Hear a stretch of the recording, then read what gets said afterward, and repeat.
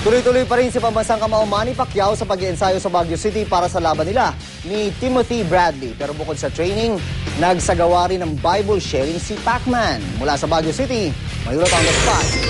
Si Mark Zambrano. Mark! June muling sumabak sa jogging si pambansang kamao Manny Pacquiao bilang bahagi ng kanyang training dito sa Baguio City.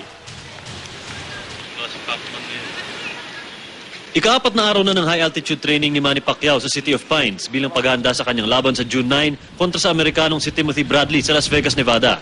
3 miles ang kabuoang distansya na kanyang tinakbo sa Athletic Bowl ng Burnham Park. Kasabay ni Pacman ang Amerikanong distance runner na si Brian Livingston na tumutulong rin sa conditioning ng 8th Division World Champion. Matapos tumakbo ay sumabak naman sa abdominal exercises si Pacquiao habang pinapanood ng kanyang mga tagahanga. Nagpa-unlock din ng litrato ang kampiyon sa fans, kabilang ng ilang sundalong dumalaw sa park. At bilang bahagi ng kanyang bagong misyon, 1 oras nagbasa ng Biblia si Pacquiao matapos ang training at nagturo kaugnay rito. When you read the Bible every day, you're feeding your physical body and your spirit eternal food. Ang dalawang Irish fans naman ni Pacquiao na pinalad na makasama sa pagtakbo, di matawaran ng kasiyahan sa naranasan. And it's just been amazing. Everybody's been so nice, like everybody's welcomed us in. It's just been unbelievable. It's out of control. Dream come true. It's unbelievable. We never expected any of this. Like Yeah, it's just.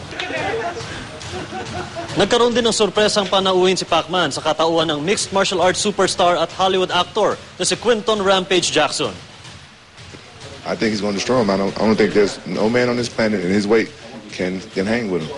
I've been watching him fight for some years now, and I don't care who he fights. I never know who he fights. I just know he fights. I was like, man, if Pacquiao fight, I'm going to watch him.